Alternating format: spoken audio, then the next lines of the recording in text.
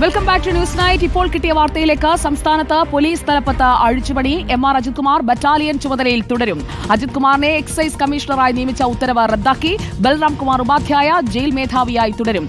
റിനു ശ്രീധർ നമുക്കൊപ്പം. റിനു ശ്രീധർ, മാറ്റങ്ങൾ എന്തുകൊണ്ടാണ് പെട്ടെന്ന് റദ്ദാകുന്നത്? സുജയ, ഒരാഴ്ച മുമ്പാണ് സർക്കാർ IPS തലപ്പത്ത് വലിയ രീതിയിലുള്ള ഒരു മാറ്റം കൊണ്ടുവന്നത്. ADGP എം.ആർ. അജിത് കുമാറിനെ എക്സൈസ് കമ്മീഷണറായി മാറ്റുന്ന ഒരു സാഹചര്യമാണ് ഉണ്ടായത്. ഇപ്പോൾ ആ തീരുമാനം മാറ്റിക്കൊണ്ട് അദ്ദേഹത്തെ ആർമഡ് പോലീസ് ബറ്റാലിയന്റെ ADGP ആയി നിലനിർത്തുന്ന ഒരു സാഹചര്യമാണ് ഉണ്ടായിരിക്കുന്നത്.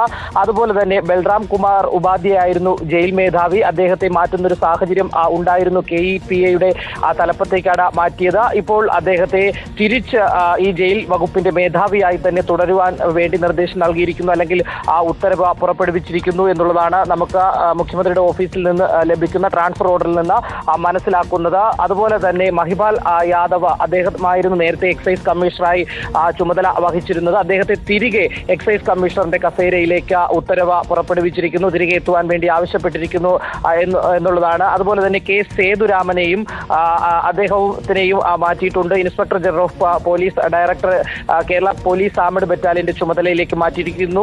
ശ്രീജിത്തിന് സൈബർ ഡോമിന്റെ ചുമതലയും നൽകിയിരിക്കുന്നു. ഇങ്ങനെ സമൂലമായിട്ടുള്ള ഒരു മാറ്റം ഒരാഴ്ച തൊട്ട് മുമ്പ് തന്നെ മുഖ്യമന്ത്രിയുടെ ഓഫീസിൽ നിന്ന് ഇത്തരത്തിൽ പോലീസ് തലപ്പത്ത് അഴിച്ചുപണി നടത്തിയെങ്കിലും ഇപ്പോൾ തിരികെ വീണ്ടും അതേ സ്ഥാനങ്ങളിലേക്ക് ഈ ഉദ്യോഗസ്ഥരെ വീണ്ടും ചുമതലപ്പെടുത്തിയിരിക്കുന്നു, അല്ലെങ്കിൽ നിയമിച്ചിരിക്കുന്നു. സുജയ, എക്സൈസ് കമ്മീഷണറായി മഹിപാൽ യാദവ് തുടരും എന്നുള്ളതാണ്. പോലീസ് തലപ്പത്തെ അഴിച്ചുപണിയിൽ മാറ്റങ്ങൾ വീണ്ടും ഉണ്ടാകുന്നു.